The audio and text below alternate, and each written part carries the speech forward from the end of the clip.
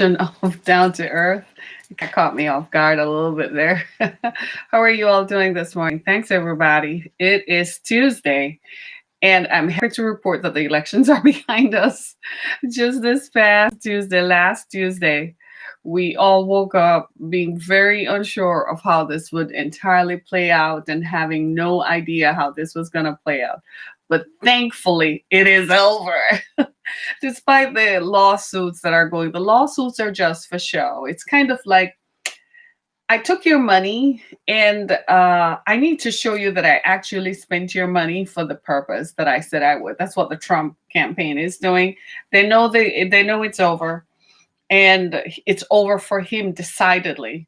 So they're just going through the process of making, trying to prove to everybody that I fought for you in case he decides to come back in 2024. I can just tell you right now, it's not going to happen. He's not coming back in 2024. It's over. It's done. But the Republican Party has a problem. Trump has been their most popular surrogate so far.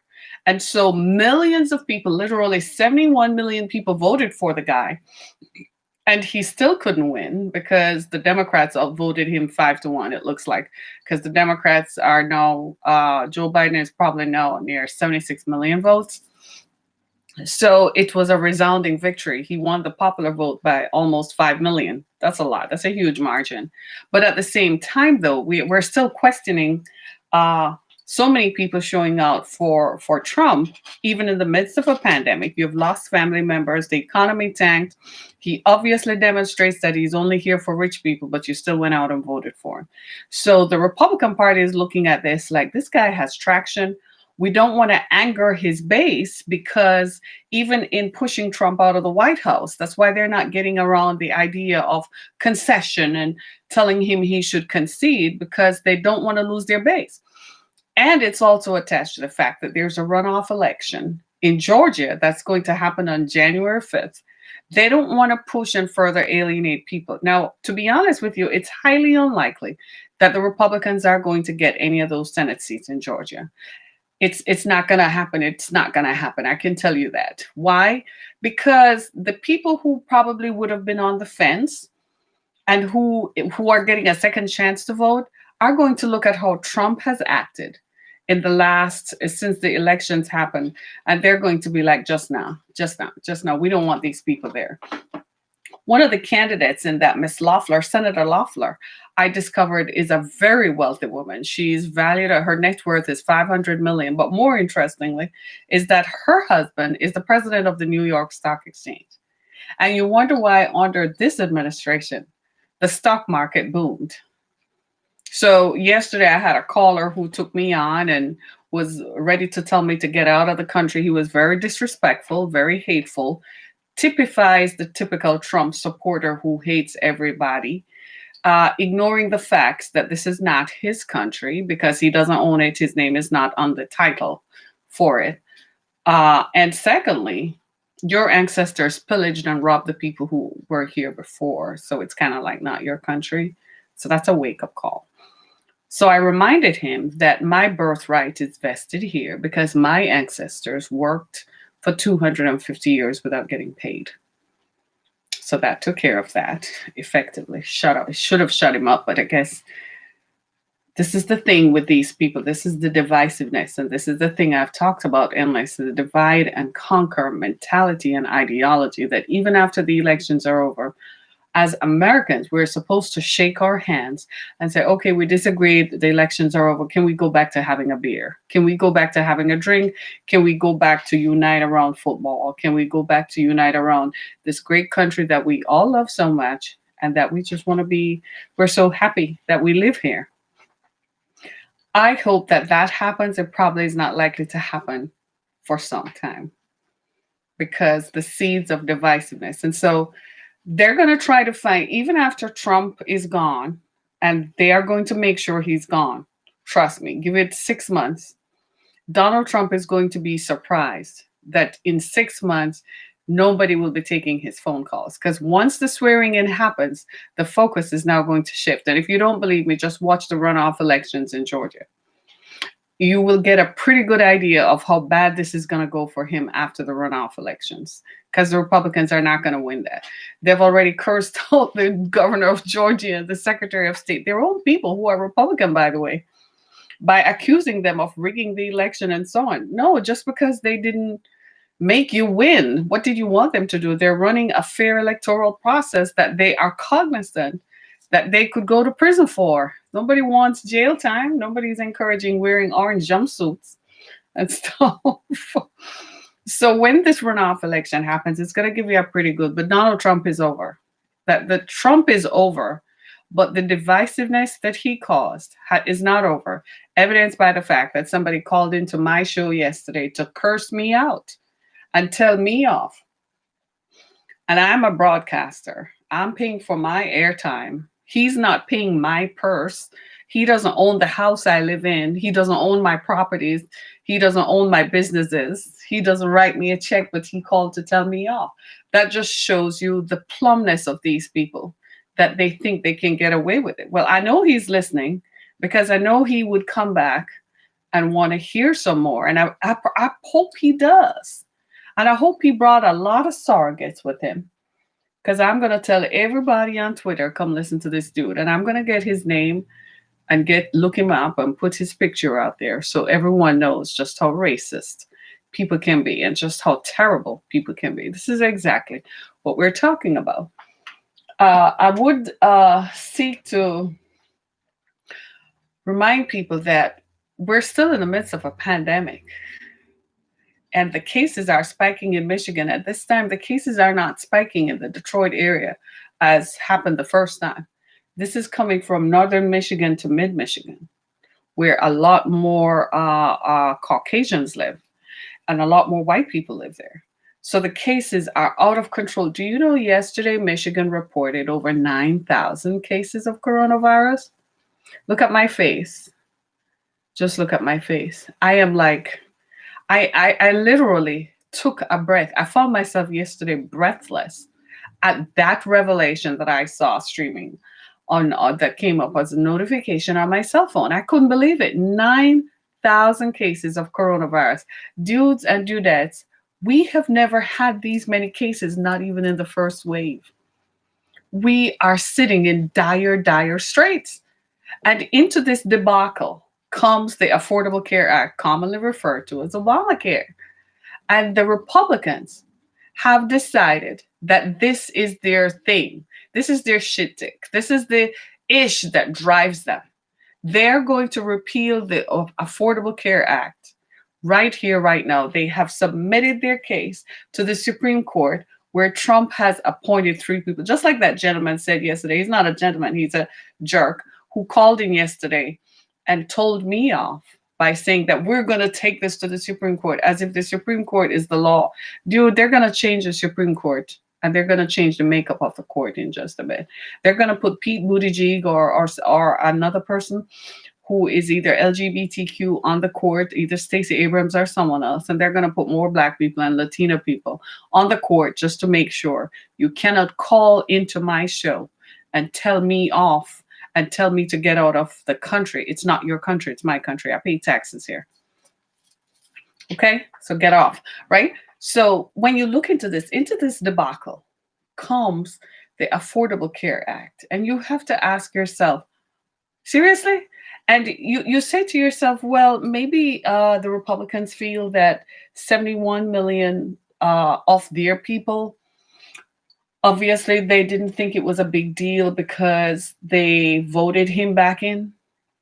Well, it's kind of like when you look across the electoral map, I myself wondered about that. And I wondered for all, sorts of sociological reasons why.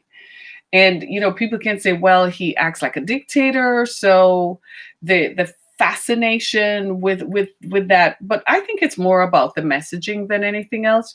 You can get people faster with your messaging. And here's why. Trump is a master brand maker.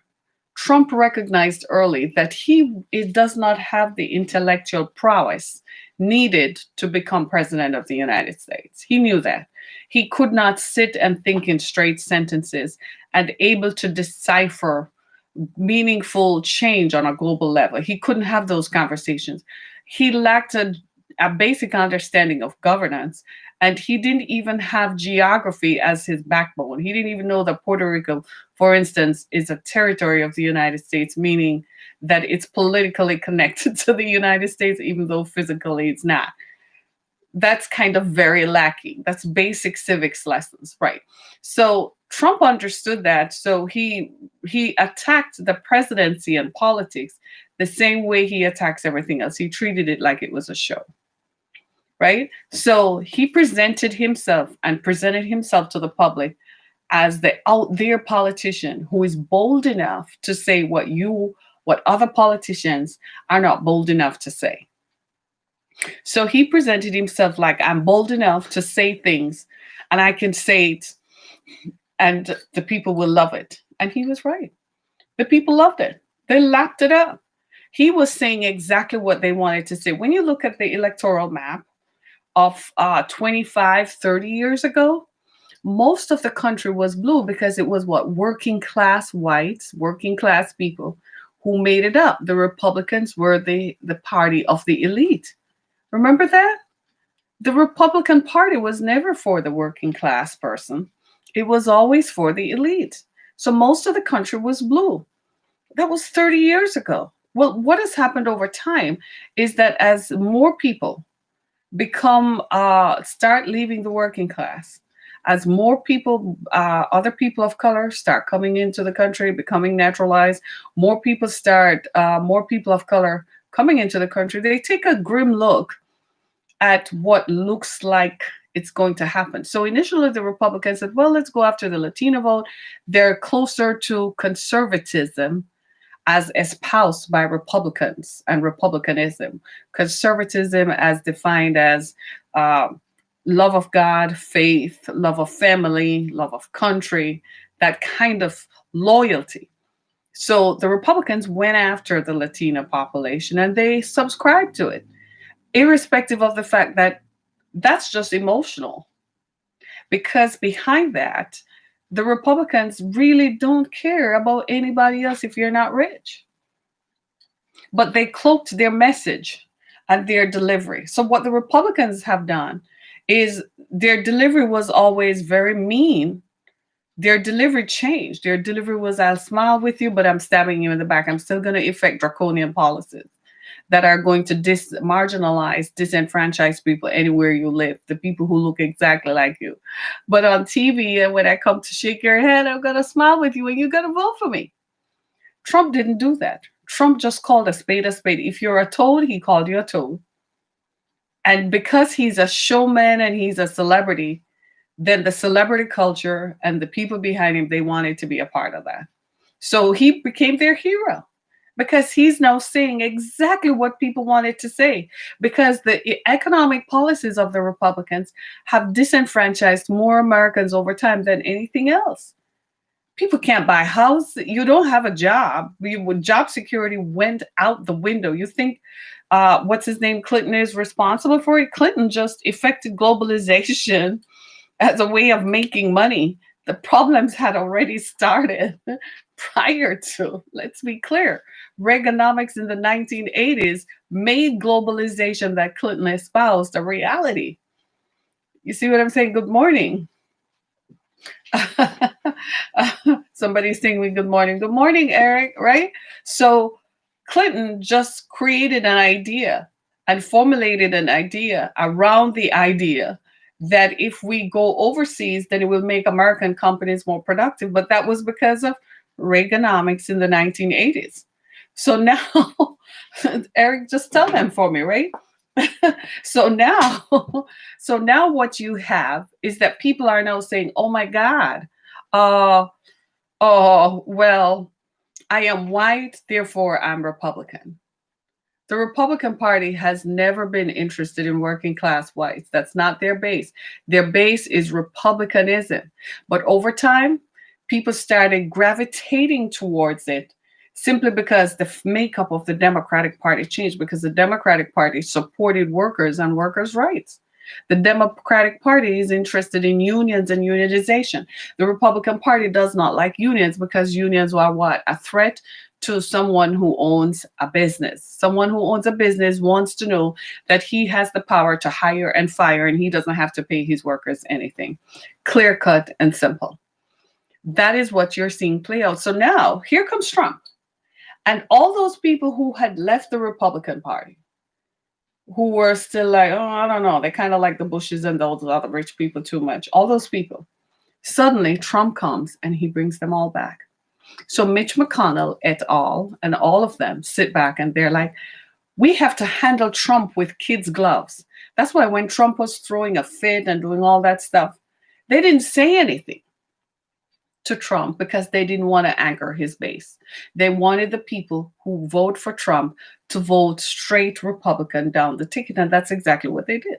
They voted straight Republican down the ticket.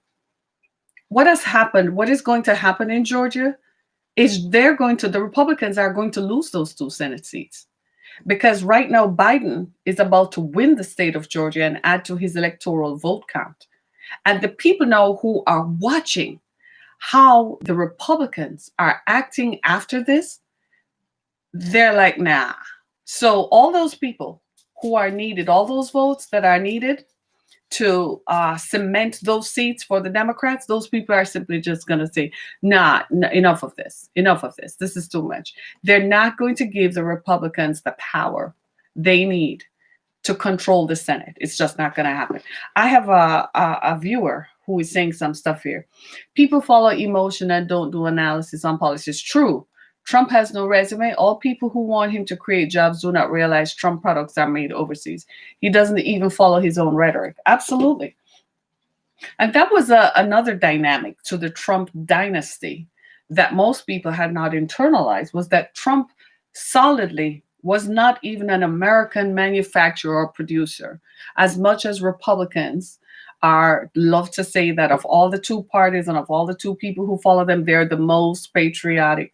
Trump wasn't either that. Trump has most of his businesses overseas. He borrows money from overseas banks. He doesn't have a product. That's another thing. He just has brands.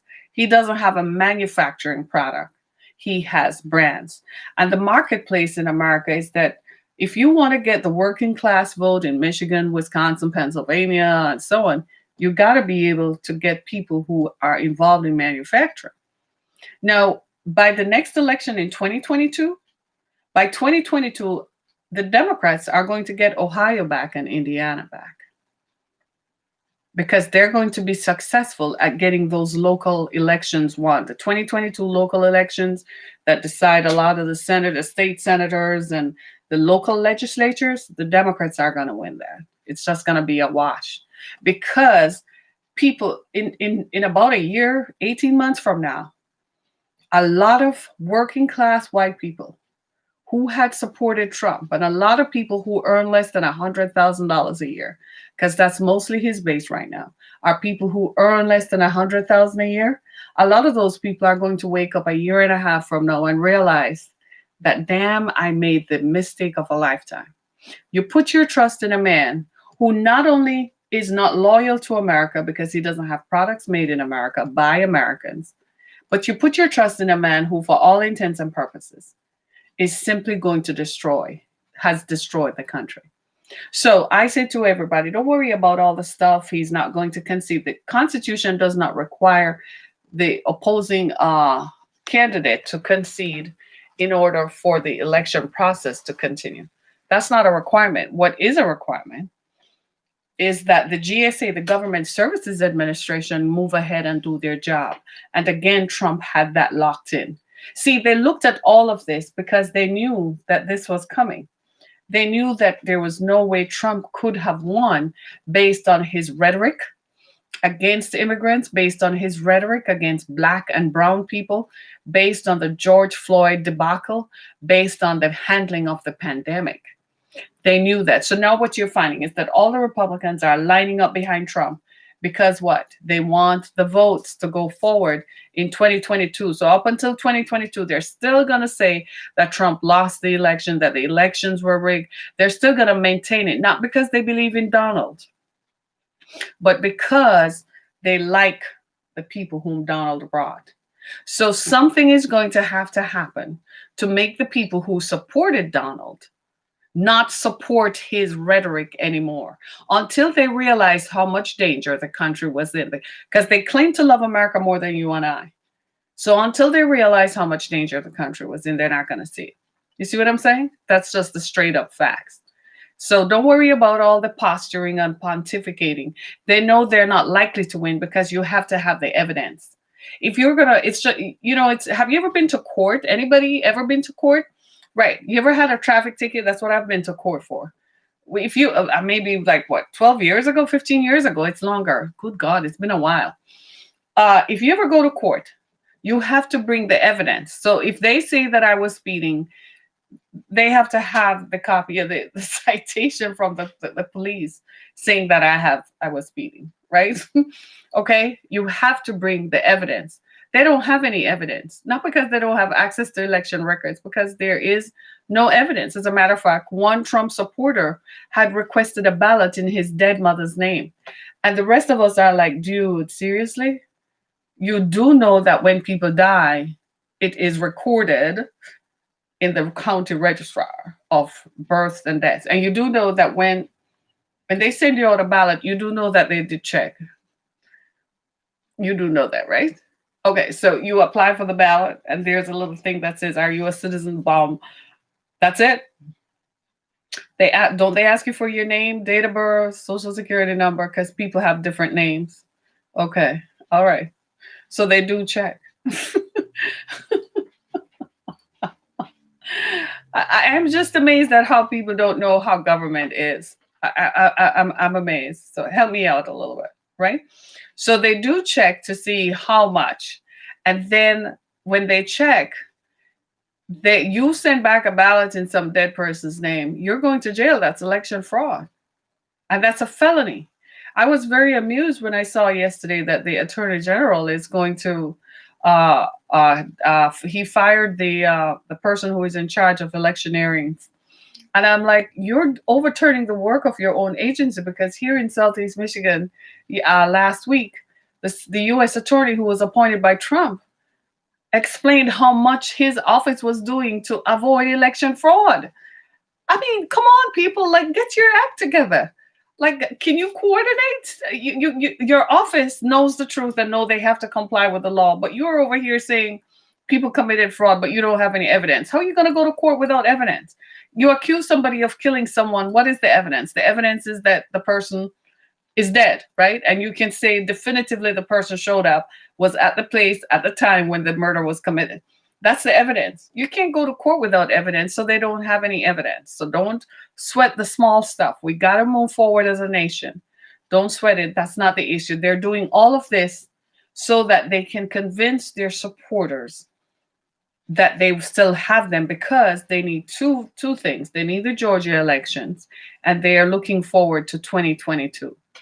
Ain't gonna happen either. I'm sorry. The Republicans have just about, they're on borrowed time.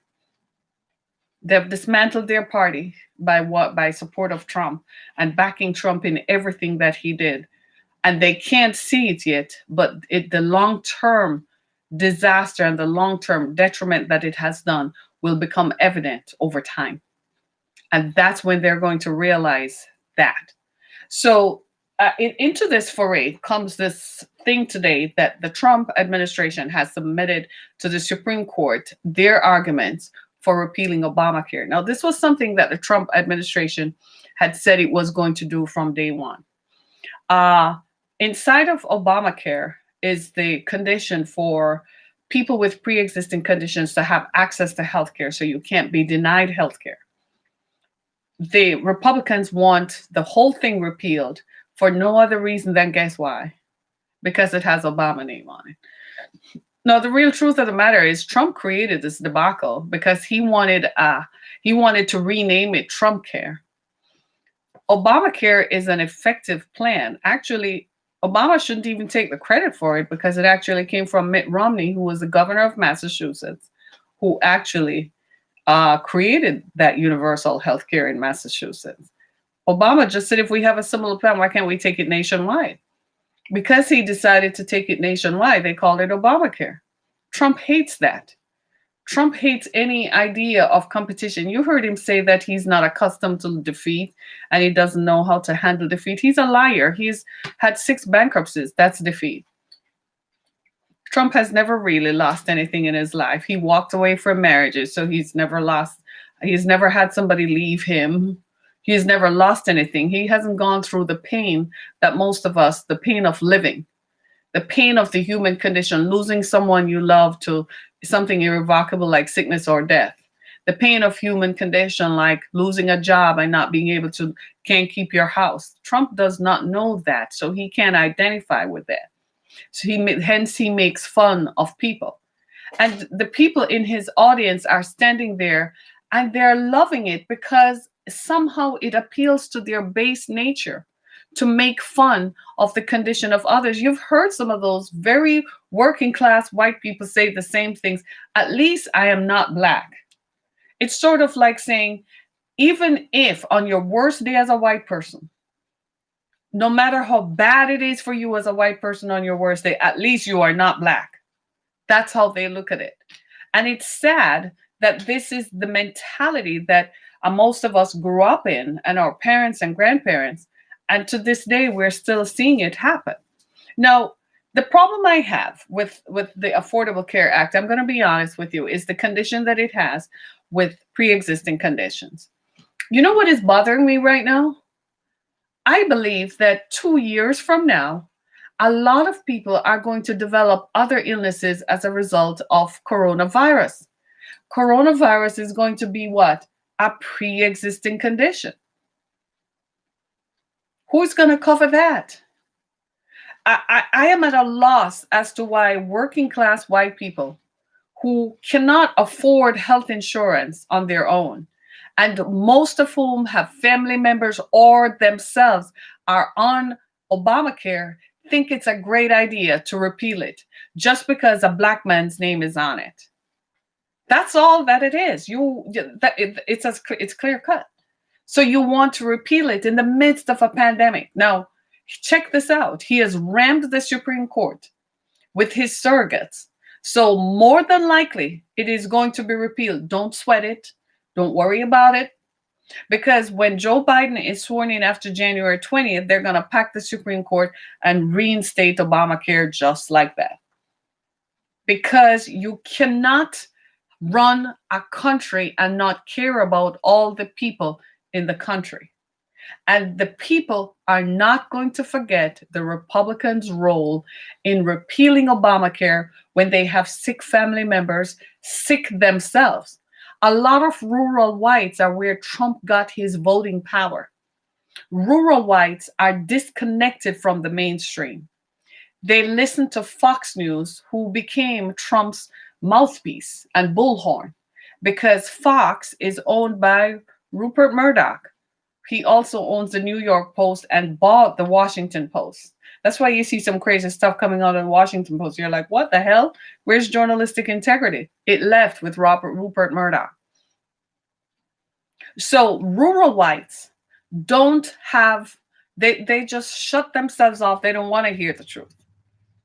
All they want is white is right. They want to go back to an America where they were white and they got ahead because you were white. You didn't get ahead because of your input. You didn't get ahead because of your education. You didn't get ahead because you worked for it. You got ahead because you're white. That's the America that a lot of them want to go back to. That America does not exist. Thanks to Obamacare, they're getting what? They're getting their health insurance. So when Obamacare is repealed, the first group of people going to feel it are rural whites.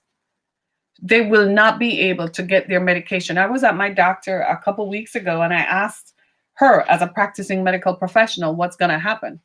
And she said, right now, she said, doctors are working on ways to make sure people get their medications in spite of Obamacare being repealed. Because I said, what are you all going to do? Because she says the resulting chaos that is going to emanate from the repeal of Obamacare is remarkable. She says a lot of healthcare centers, a lot of urgent care centers would have to close. A lot of doctors' offices are reliant on people who are on Obamacare to keep them going. So she said a lot of doctors are going to be out of work because they simply won't have jobs because hospitals don't really hire doctors. You know that. Hospitals hire doctors as interns and pay the other doctors on contract to show up when they bill the patient's insurance companies. You need to know how the system works. So a lot of doctors, the young doctors who just come out of medical school, right? The young doctors, they get hired to work in the emergency room. So now you know why you go to the hospital and you're invariably encountering a physician's assistant and a nurse practitioner. That is why. It's cheaper to hire them than to hire a doctor and pay him $500,000 a year, 300,000 a year, 400,000 and 500,000 a year. Cheaper to hire a nurse practitioner and a physician's assistant who basically does the same thing but doesn't have the specialization. Now you know, I just let the puss out the bag. So my doctor explained that Obamacare and the repeal of it has such far-reaching implications that there is going to be chaos. Because she said a lot of people who are on automatic renewal of their medications based on their disease process, those will not happen. It's going to just shut off and stop. And she said in the interim, the doctors were hoping for, if there's a change in administration, then a change in administration would produce a resumption of Obamacare. She said if that's what they're hoping for. This was back in October, long before the elections, like early October, when I had this conversation, because I asked for an explanation from a healthcare perspective. I can't begin to tell you how much that impacted me, because I was like, so if I'm sitting here and I said, anyway, let me stop talking. I just went away. These are the same people. So, and this is the thing that befuddles most of us, is how come working class white people support a man who wants to repeal Obamacare, right? Something that provides health care for you. I've never understood it. Please explain to me how you cut your nose off to spite your face. We all want an explanation. It just doesn't make any sense to me. Let me read what someone is saying here to me. You definitely know the hospital. It's also why teaching hospitals are so prevalent. You're literally being treated by a student. Absolutely. You have no idea. I worked in healthcare. I was a healthcare consultant for many years. Ohio and in Arizona. I set up what is called home healthcare agencies. So I knew the Medicare laws inside and out. I'm not as familiar with them today as I was then. I had to be then. I really was. I really was. I really, really knew it. Okay. So when Obamacare came in, what it did was the conditions under Boner. Anybody remember Speaker of the House Boner? He was a senator from, I can't remember which dumb state he came from. I mean, the people are just nuts. You vote and you cut your nose off to spite your face. And Boner created conditions within Obamacare for it to be passed. And one of them was, if a doctor who works for an HMO, because that's how the system is organized, health maintenance organization, doctors have to become a part of it in order to work for hospitals. So they set it up. So you graduate medical school and you think I have medical training now, I can go help people. Wrong move. You're not going to do it like that. You become part of a system that is making people sicker. Don't let me get started. So you become part of it. You have to be part of an HMO. And if you're part of an HMO, guess what? You could not be an independent contractor. So you couldn't write a prescription for organizations like the ones I represented to survive. My business was cut off. I had a consulting business, ALG Corporation. I couldn't get a jack person who was in it. Everybody suddenly left and said, we're going to take our money elsewhere. We can't invest because we will never get paid by Medicare, because they could not be authenticated. They couldn't go out and see patients because it needs a doctor's order. When you go to the doctor, if the doctor says you need to go run some tests at the lab, the doctor writes a prescription or a doctor's order. Well, in home healthcare, it's the same thing. For people to go and see your mama, the doctor has to write a prescription called a doctor's order. Under Obamacare, they repealed that. My business dried up. I was out of work for the next 10 years. I kid you not. 2010, the resounding bell started and it did not stop. I was out of work by 2011. Boom. End of story. Over and out. Took a year, right? And so and so when you look at how Obamacare is structured, and you look at how hospitals are administered, and by the way, you can find this information if you really search for it. This is not something new. It's just that it's not made apparent to the public. So a lot of people get their news from Fox News. Fox News gives you, you have to understand, you can't always take what you read on TV. It's not everything that you watch on CNN or MSNBC or ABC or CBS that you take for granted. You've got to understand who is behind it. When I watched how CNN covered Mr. Trump's administration, after a while, I said, but the anchors are trying to posit like different perspectives, but they give him a lot more coverage than they gave anybody else. Well, CNN is owned by a group of people who are Republicans. So CNN is now just like Fox. They're just churn out information. The journalists are trying to retain some sort of journalistic integrity because they want a paycheck, but they really are just like Fox.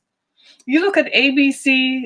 So, in other words, each of these networks come to the table with their own self interest in mind. You can't rely on them to provide you with information. You have to go seek the information yourself. So, before I talk about stuff, I do a lot of research. My daughter says that I could almost become a research student because I'm constantly updating and reading materials on what I need to talk about so that I not just that I'm conversant with the subject, but that I have a deep understanding from all perspectives.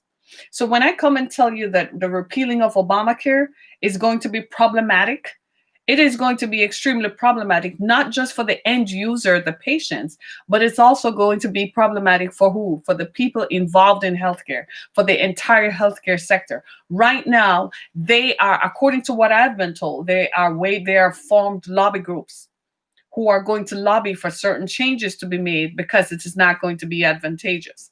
A lot of rural areas, for instance, do you know that? Can I just stop right there? Let me educate you and tell you something else I learned. Do you know that in some rural areas, there's a hospital every 50 to 75 or 100 miles? Here in the Metro Detroit area, we have a hospital like every 10 miles or less.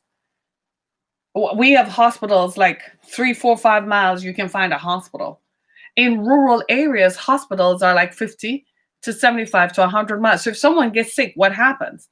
They can't get to a hospital, but they probably can get to what is called an urgent care, right? Or a doctor's office. If it's on a weekend, an urgent care. Then they can get an ambulance from there to be transported to a hospital. Are you hearing me? This is why we were worried about the coronavirus. Now you get it? Because when the coronavirus spikes in rural areas, the time to transfer people is involved in causing a lot of deaths. Now you are getting it. Here in Michigan, there's a pocket that in Michigan, just north of the Detroit area, just about around the thumb. I found out that they have more healthcare resources because they're white.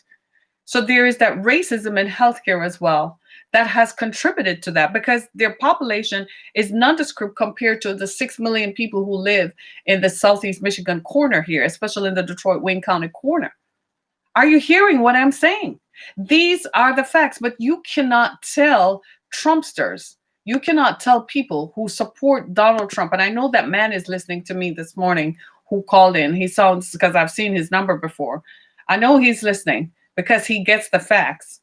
But you cannot tell people who support Donald Trump these facts. They don't want to hear that. They want to hear what Fox tells them, that everything is done by Black and brown people and by immigrants, and immigrants are a problem. You're all forgetting that your great grandparents were immigrants once upon a time. You're all forgetting that immigrants sometimes do the work that you all don't want to do. Like I'm talking about this right now. Would you come on my show and talk about this and present it like this? No, you're not interested. I mean to say, what is the disconnect here? We cannot make the facts any more plain for anybody else. You see what I'm saying? Uh, uh, I was in insurance authorization for hospitals for years. Medicine in America is a business and it's all about making profits. Hello, somebody. Would you tell them that? People need to understand how the system works. There are different classifications. Many, by the way, have you ever wondered why you go to the doctor and start complaining about something and all of a sudden you have cancer? Can I just tell you know how much money the cancer drugs are? First of all, let me help you out. They're not going to tell you the truth, so I'm going to tell you. Most of the times, it's not the cancer that kills people, it's the medication, it's the radiation that they give you. You ever read up on radiation? Radiation does what? To a healthy person like me and you, if you were to give me radiation in 24 hours, it kills me.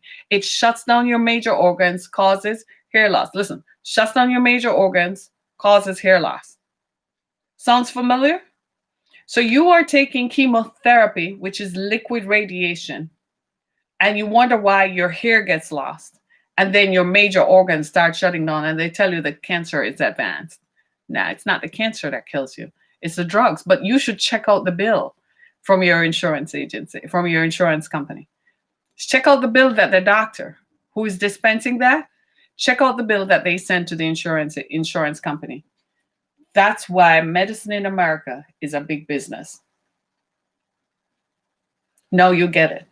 So this Obamacare repeal is going to be so disruptive.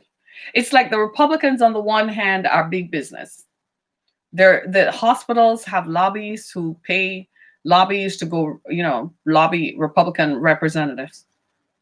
The hospitals, yes, right? Then you have doctors who have their own lobbying block. Yes, stop acting like you don't know how America is run. It is what it is. And then on the other hand, you have the Republicans shutting down Obamacare, knowing it's going to impact the very business of healthcare. Jeb Bush, the Bush family, owned a large hospital system called Tenet Healthcare. Ever heard of them? Nah, chances are you haven't. They're owned by Jeb Bush. They own hospitals across multiple states, including here in Michigan. They will be part of the group who are listening to the repeal of Obamacare because that is going to impact their business. So you are asking yourself the question, then why are they not doing something to stop it? Self-interest. If it is going to be repealed, then they're going to find another way so that they can bill Medicare and bill insurance companies for the care that they provide. So essentially, on the one face of it, they're Republicans, so they're kind of siding with the Republican side of the argument. And on the other face of it, they're like, well, I'm going to find a way still to make money. Or better yet, when it stops making money for them, what do? They sell it off and leave the workers and leave the people with their hands up. You see why the Democrats have always kind of appealed to working class people, because they had what is called what? Unions. And the unions prevented a lot of this. What do the Republicans do? They come in and bust up the unions so that they can have access to management and they can have access to the ownership of companies and thereby control the outcome. We need to break that up because it's not working for all. That's my thing. It has to work for the good of all. I'm an entrepreneur myself. I'm a businesswoman. This that I do is a business for me, right? So just like everybody else, I'm in the business of what? Making money. I have to eat, I have my bills to pay, and a girl still has to look good even on camera. Amen to that, right? So I am not averse to money. I love money. Money provides and money solves a multitude of things. But at the same time, I find that I am also concerned about people, and I'm concerned about how my people will perish for lack of knowledge. I'm concerned about their health care, especially I can't get over the rural American part.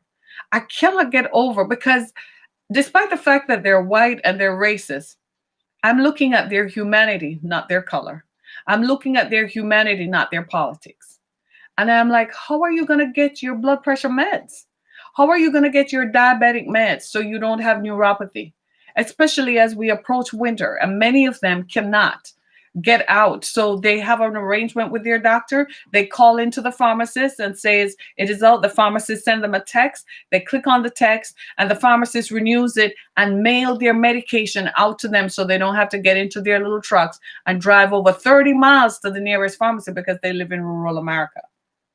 This is why when they crashed the postal service, I was like, Jesus Christ, the Republicans are so self-serving. They didn't even take into consideration that they were hurting a huge part of their population, but they knew something I didn't know. You know what that is? You can stand in the middle of Fifth Avenue and shoot somebody and they still would vote for it. Because the man has convinced them as a celebrity that they can do anything. And if you don't believe me, the same thing happened in the black community. Ice Cube and 50 Cent and some other guy came to the black community knowing, and black people knew that there is no way Donald Trump was representing their interests. But because they're celebrities, they said, well, they know more than I do. They have more money than I do. So I'm going to listen to them. Wrong move. It's the same thing with white working class Americans. You're working class if you're still working and if you're earning under $100,000 a year. When you start making over 75,000 a year, you start making it because now you have some, you have some coin. Now you have some money that you can make better decisions and you can plan more. I'm telling you all, we all need to stop and take notes of who these folks are so that as we advance in age, because we're going to live longer, because we have had better health care and we have had better diets, right? Despite the fact that the environment is polluted, our systems, we have still been subject to or been exposed to better diets. We have had a better lifestyle. We have exercised and so on, right? And we have eaten better and taken our vitamins. So we're going to live longer. My generation, we're going to be here for another 30, 35, 40 years and still be upright. It's not going to be 85 like 85 is now. We're still going to be like, yeah, I turned 85, but I'm going on a trip. I'm taking a vacation. That's how it's going to be with us. So we have to be very careful about planning for the future. So you can't make short-term decisions for now based on the current demographic that people die after 70. It's not going to happen this time. You see what I'm saying? You have to plan into the future. So it's similar to voting. I am asking everyone, when we're going to vote now, everybody needs to sit down and do some research. Call for a mail-in ballot. If you're not going to get a mail-in ballot, at least research the people who are seeking your vote. What do they stand for? Because these are the decisions that they make that are likely to hurt all of us going forward.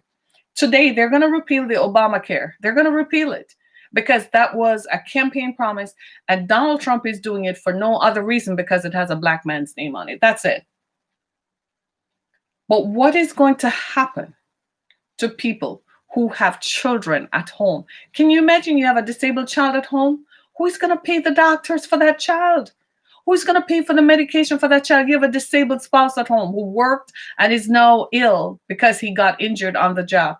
Who's going to pay for that? Who's going to pay for the care of your mama and your papa? Because many seniors have Medicare, but also have Medicaid as their secondary because of their income levels. Are you hearing me? Who is going to pick up the slack?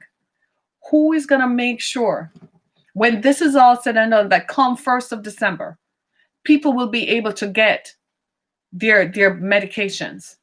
Who is going to do that, y'all? Are you hearing me? That is what is at stake. That is what is at stake. So to the gentleman who called in yesterday, I'm still looking to see if he called back. I know he's out there somewhere. He probably is not feeling himself, but feeling very disrespected because I did tell him, I said, you need to go online and look who I am and respect me when you come to me. I don't disrespect you. Respect me, right? Because I'm a person verified and respected.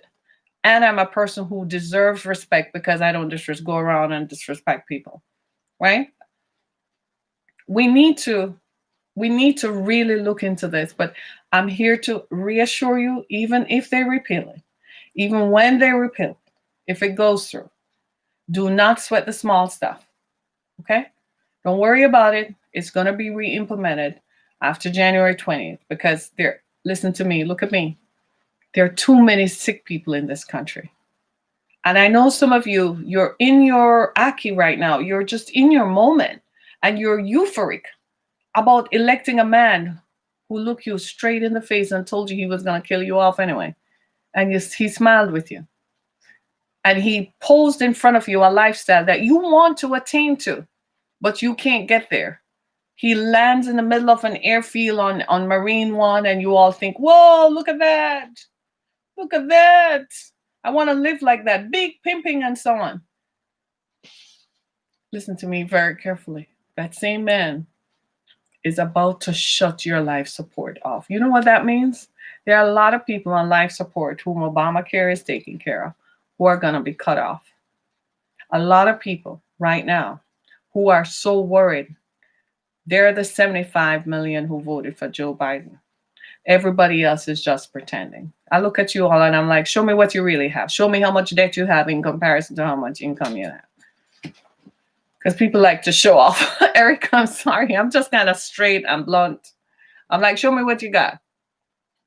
Because if you think your paltry little sums add up to the millions that Donald Trump has access to, that when he leaves office, he's going to collect. What he's really worried about is that after he leaves office, he has 4,000 lawsuits pending worldwide, not just in America. He's wanted for money laundering in Scotland. And when he becomes an ordinary citizen, they're going to come for him, including the Chinese, whom he owes almost 400 million to. They're going to come for him. This is the same guy who has robbed you of your healthcare protections. Good luck. Next time, when you are choosing candidates, you are going to be ever so much more careful. You're not just going to listen to their rhetoric. You're going to read up on them. You have a computer in your hand, even if you live in rural America. I know the internet is spotty sometimes. I've been out in rural America, some parts of Ohio and so on, and this is you. Like, I've driven through Wisconsin and I'm like, I love America. It's so varied. It's incredible. You can drive 70 miles and see a whole different view, right? But I know the internet is spotty. But you have that. You put in their name, www.John Smith, and read up everything about John Smith before you put your vote and put your trust. When you vote for someone, understand that you are putting your life in their hands.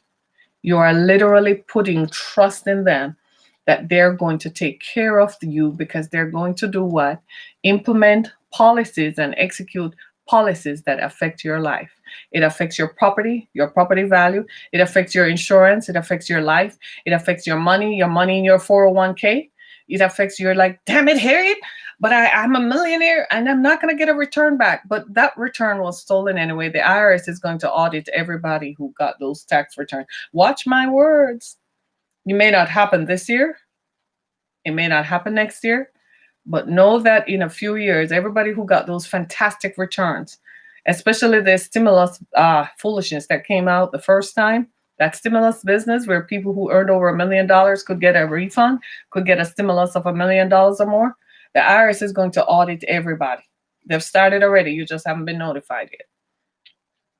It's coming, right? Lord have mercy. Oh, Jesus, have mercy. Have mercy, right? So now we're at this point. So the next few weeks, we have about 74 more days or 73 days to January 20th. It's going to be nerve-wracking for a lot of us. It's going to be like teeth biting, grin, and hold on and bear it. We got to get our democracy back on track, and we got to get our country back on track.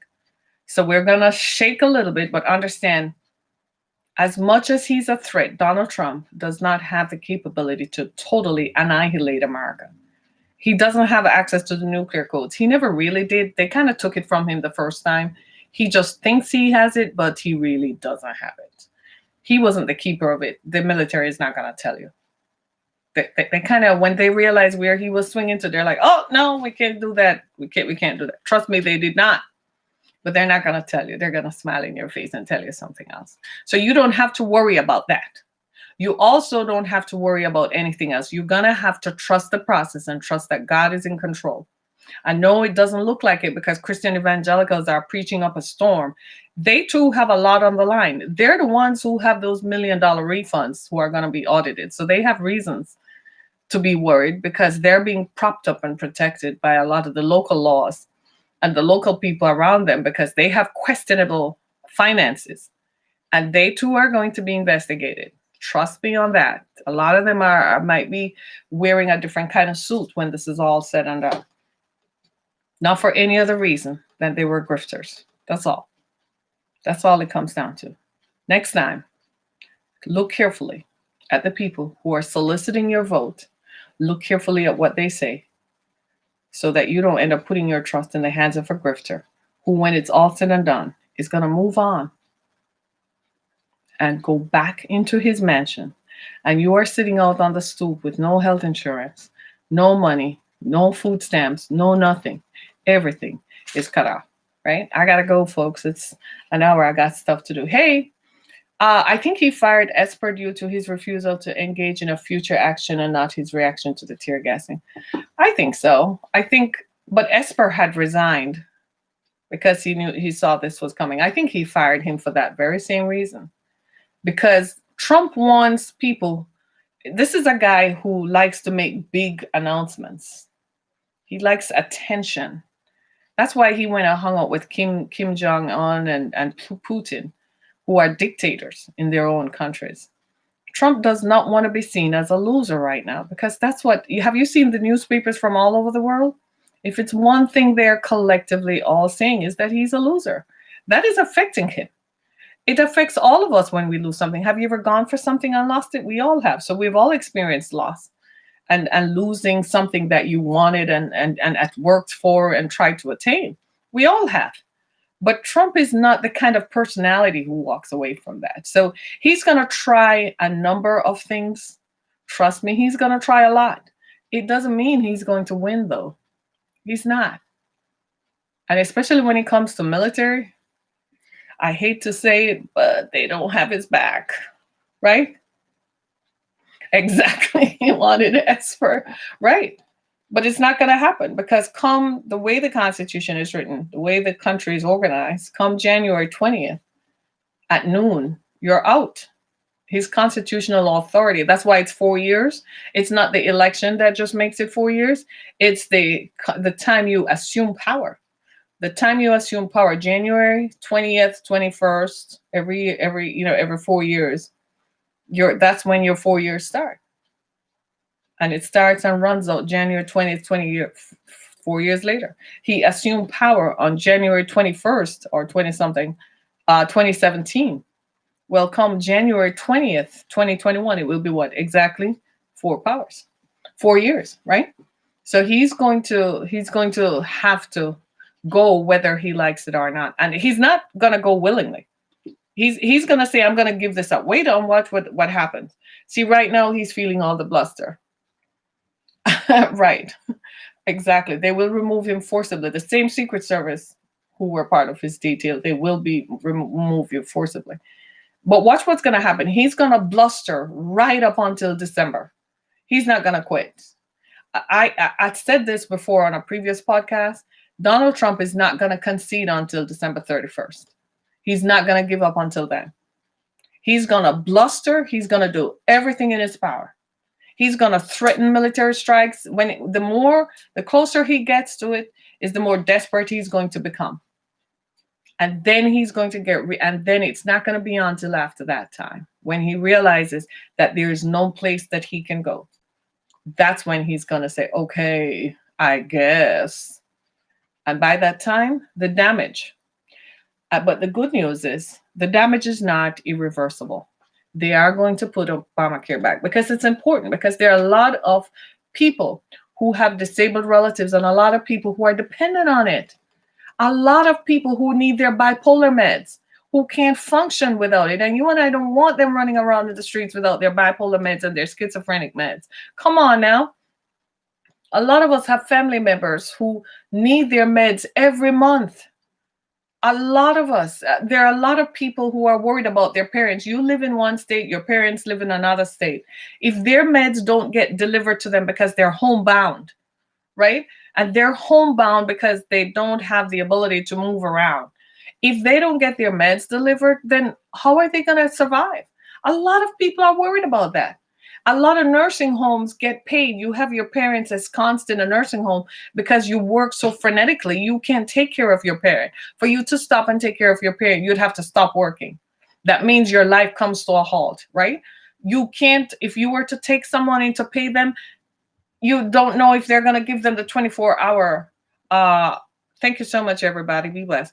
I had to shut off on one platform. You don't know if you can trust someone to monitor them at home. Your home may not even be built around that. You may have family. You may have a husband and other things to consider, right? So a lot of people, do you see what I'm saying? So this is more far reaching than we realize. There are a lot of people who have vested interest in this who simply don't know where this is going to go.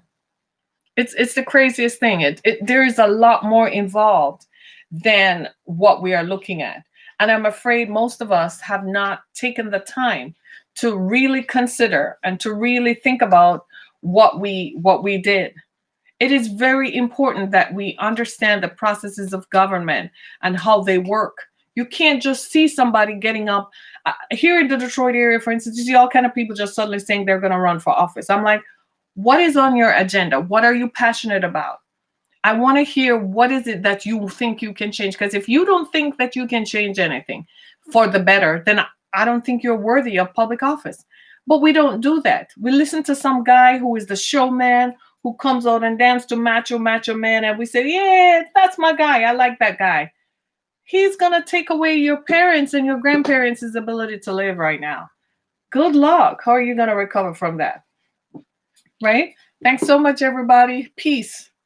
Peace out. Thanks so much. This is as down to earth as I could do it this morning. Thank you so much. Be blessed.